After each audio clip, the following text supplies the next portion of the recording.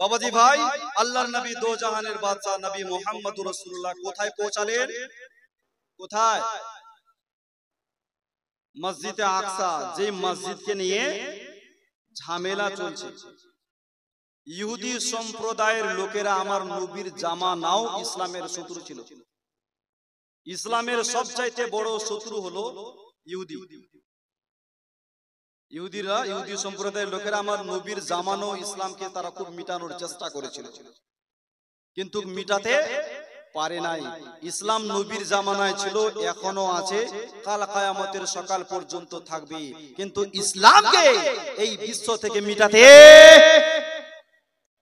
যে মসজিদকে নিয়ে ঝামেলা চলছে, ওই মসজিদে সমস্ত নবী এবং সমস্ত রাসূলের কদম মুবারক পড়েছেন। জোরে বলুন। তো একদিন খবর পাবেন যে মসজিদে আকসা মুসলমানদের দখলে চলে এসেছে। বর্তমানে মসজিদে আকসা মুসলমানদের দখলে নয়, মসজিদে আকসা ওই ইহুদি সম্প্রদায়ের লোকেরা দখল করে ফেলেছে।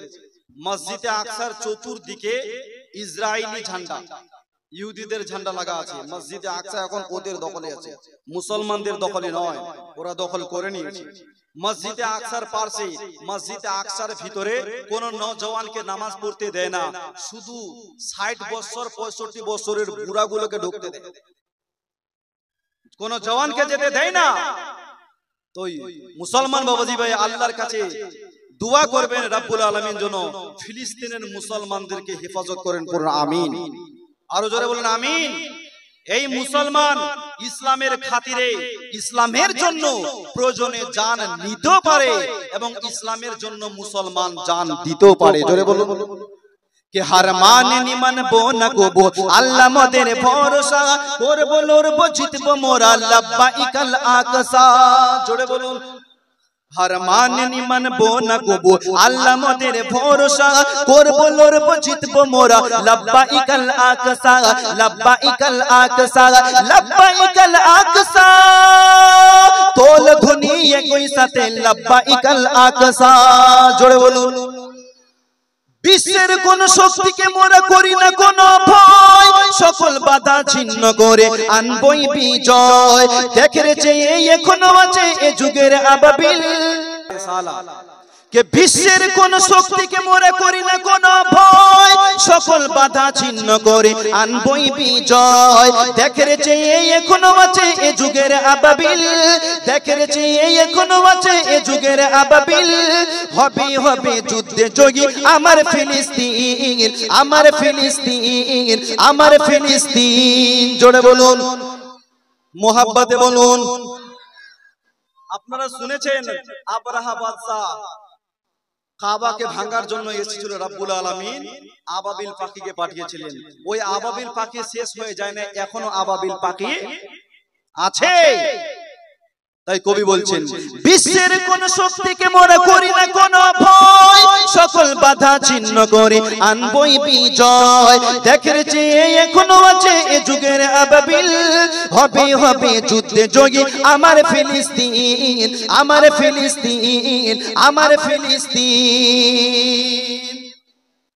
আর পড়ছে যেথায় কদম কত আম্বিয়া রাসূলের, জীবন দিয়ে আনবো বিজয় বিনিময় রক্তের। জোরে বলুন। পড়ছে যেথায় কদম কত আম্বিয়া রাসূলের, জীবন দিয়ে আনবো বিজয় বিনিময় রক্তের। আমরা হলাম বীরের জাতি, জোর আছে ঈমানে, আমরা হলাম বীরের জাতি, জোর আছে ঈমানে। উহুদ বদর খন্দকের ওই ইতিহাস সব জানে। মুসলমান জানে, মুসলমান জানে উহুদের যুদ্ধ হয়েছিল, বদরের যুদ্ধ হয়েছিল, মুসলমানদের সংখ্যা কম ছিল কিন্তু জয় হয়েছে ইসলামের। জোরে বলুন। বদরের যুদ্ধে একদিকে 313, একদিকে 1000-এর চাইতেও বেশি, কিন্তু জয় হয়েছে ইসলামের। কেনই জয় হবে না? আমার নবী মুস্তাফা, আমার নবী মুস্তাফা সাল্লাল্লাহু তাআলা আলাইহি ওয়াসাল্লাম। সুবহানাল্লাহ। আল্লাহ যেন কবুল করেন, পড়ুন আমিন। আমার রাসূল পাক সাল্লাল্লাহু তাআলা আলাইহি ওয়াসাল্লাম হযরত আলীকে শেরে খোদার টাইটেল দিয়েছে। যদিও মুশরিক বদরের মাটিতে 1000-এর চাইতেও বেশি এসেছিলেন, কিন্তু মাওলাই আলী একাই 1000 লোকের সঙ্গে লড়াই করত। জোরে বলুন। একাই 1000 ভারী। তো মুসলমান বাবাজি ভাই, এই জন্য আমার নবী মুস্তাফা হযরতে আলীকে শেরে খোদা বাগের টাইটেল দিয়েছে। মাওলাই আলীর জুলফিকারি যে তলোয়ার ছিল, ওই তলোয়ারের ওজন ছিল 1 কুইন্টাল 5 কেজি। জোরে বলুন না। ও মুসলমান, আপনার আমার মতন লোক ওই তলোয়ার তো হিলাতে পারবে না মিয়া, কিন্তু মাওলাই আলী ওই তলোয়ারকে নিয়ে হাজার হাজার মুশরিককে কতল করেছে। সুবহানাল্লাহ বলেন। শুধু তাই নয়, মাওলাই আলীর শক্তির তুলনা হয় না। যখন জঙ্গে খাইবারের মধ্যে মাওলাই আলীর ঢাল ভেঙে যায়, মাওলাই আলী খাইবারের লোহার দরওয়াজাটাকে ভেঙে ঢাল বানিয়েছেন। লেখকগণ লেখে ওই লোহার দরওয়াজার ওজন ছিল 150 মণ। 150 মণ ওজন মাওলাই হাতি বাম হাতে তুলে নিয়েছে। পারবেন তুলতে? 1 মণ পারবেন বাম হাতে তুলতে? মাওলাই আলী 1 মণ নয়, 150 মণ বাম হাতে তুলে নিয়েছে। যুদ্ধ শেষ হলো, তো আমার নবী মুস্তাফা 80 জন সাহাবাকে বললেন, যাও ওই লোহার দরওয়াজাটা উঠিয়ে আনো। 80 জন সাহাবা তো মিলে লোহার দরওয়াজাটাকে হিলাতেই পারে না। আর মাওলাই আলী ওটাকে ঢাল বানিয়ে মুশরিকদের সঙ্গে যুদ্ধ করছে। এই জন্য তো নবী আমার মাওলাই আলীকে শেরে খোদা বাঘের টাইটেল দিয়েছেন। জোরে বলুন না বাবা। বাবাজি ভাই, রাসূল পাক সাল্লাল্লাহু তাআলা আলাইহি ওয়াসাল্লাম কোথায়? মসজিদে আকসা। 1 লাখ কিংবা 2,24,000 সমস্ত নবী, সমস্ত রাসূল নিজ নিজ লাইনে দাঁড়িয়ে আছে। সবাই লাইনে দাঁড়িয়ে আছে। হযরতে জিবরিল আলাইহিস সালাম একটা পাথরের উপরে চড়ে আজান দিল, কিন্তু ইমামের জায়গা খালি, কেউ আগে বাড়ছে না, ইমামের জায়গা খালি। মুসলমান বাবাজি ভাই, জিবরিল আলাইহিস সালাম বললেন, ইয়া রাসূলুল্লাহ, কি ভাবছেন? আজকের এই দিনের ইমাম হচ্ছেন আপনি, আপনি হলেন ইমামুল আম্বিয়া। জোরে বলুন।